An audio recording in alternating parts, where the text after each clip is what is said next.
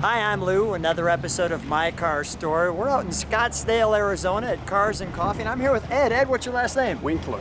Winkler, and Ed's got a great car for us today. Ed, tell us what you brought today. I brought a 1948 MG TC, which I've owned for about 8 or 9 years. And I've had MG TCs almost all my life. My brother bought a TD back in the early 50s, and I fell in love with the car. And when I had enough money to buy a special interest car, I bought a TC. Let me grab the camera as I usually do. Let's take a look at our featured attraction. So Wonderful. Look at this little honey right here. We've got, you can see why people kind of fell in love with this. Now this is before the Corvette. This is before kind of sports car type mania in the United States. So what happened with this car? What's some of the first of all, why this car? You've already told me why this car because your brother had one, but why this car for you? Well, I like the TC because of its styling. It's an absolutely stunning car. A TC is photographable. If you photograph this car from any angle, it's absolutely gorgeous. The proportions and the style just works together, and it's a marvelous design, and it's a perfection of a design that began in the 20s when MG built what they referred to as midgets, and one of the early midgets was a TA. They improved upon that and made a TB, and then there was the Great War. After the war, MG took the TB and they improved the car significantly and came out with the TC, and that product ran from about 1945 up through 1949. And you see this emblem, That's right, the octagon. Shape, You will find that octagon throughout the car, which is the emblem for MG. In most cases, you'll have not only the emblem, but you might have the initial TMG inside the octagon. This specific car was restored by a gentleman named Barry Briskman about 30 years ago. And it was a very original car when it was restored. It had been in Phoenix most of its life, and it today has about 44,000 miles. This windshield can come down. That's right, it lays down right over the cowl, or what Brits would refer to as the bonnet of the car. Okay. What are people's reactions when you're driving this, Ed? Well, they love the car. They Look at me. There we go. Oh, I'm sorry. Yeah, they love the car because it's so different. You don't see these cars on the highway anymore.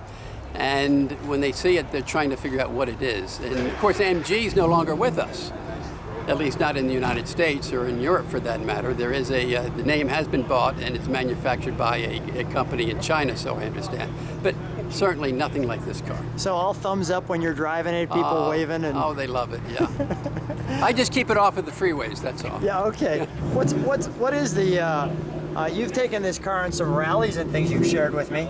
I've taken MGs out to California and back, and you just have to mind yourself on high-speed roads because it's not a high-speed car. This car will cruise along at about 60 miles an hour all day long, but it doesn't want to do 70 or 80. Though Okay. it will do that, it will do 70, but that's straining the engine. Okay. So 60's our number. 55, 60 miles an hour is just perfect for this kind of a car, which means we don't put them on the freeways very often. I got you. Love the little light that says stop. Now the light on the back I added because This one. That's right, because even though this I like is that. it Go may ahead. be a 12-volt system, but the bulbs are still original bulbs and they're rather dim. So I added that stop light just for safety reasons, and I got a light that kind of fit the car.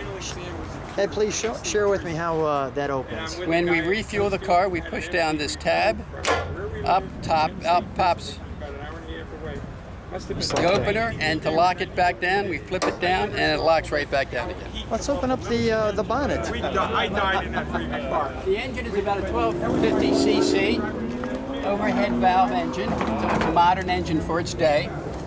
It has twin SU side draft carburetors.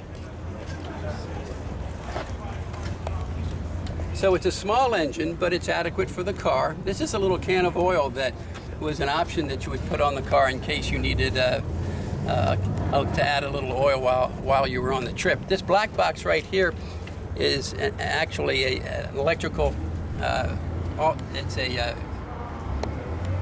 My mind's. Looks like a fuse box. Well, it is like a fuse box. It's.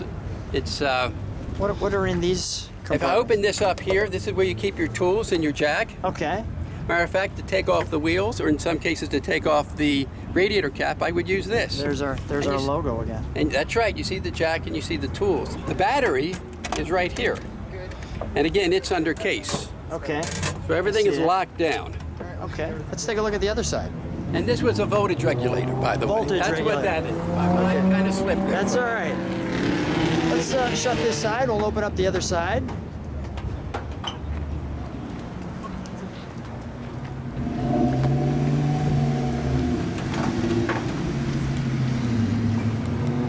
These cars came with electric fuel pumps as opposed to the manual or mechanical fuel pumps that were on American cars. And this is the fuel pump right here. And that will pump the gas up from the tank up into the engine. And they're very reliable. They work very well and gives you an instant starting action.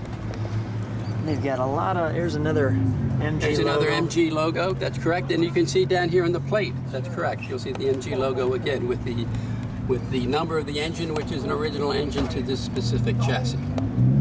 This might be the first time you're actually able to read it with the high-def camera.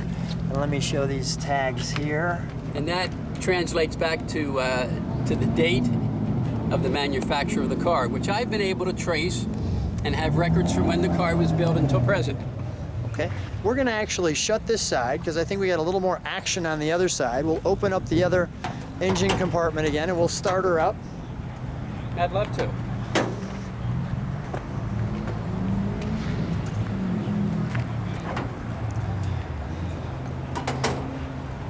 Now, most cars, when you start them up, you turn the switch.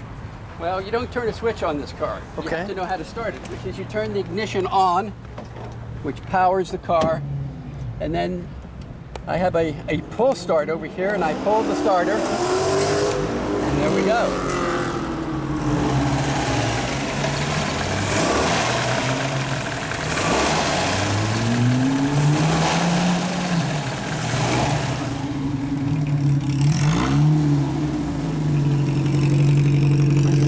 That little exhaust is right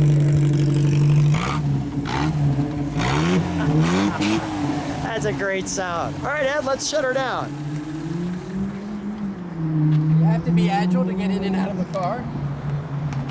So the older I get, the more careful I am to enter and exit. Ed, Yes. great car. Thanks for being on My Car Story, and what a fun little toy, and thanks for the history lesson and all the details of it. Thanks for being on My Car Story. Well, thanks, Lou. I enjoyed this very much.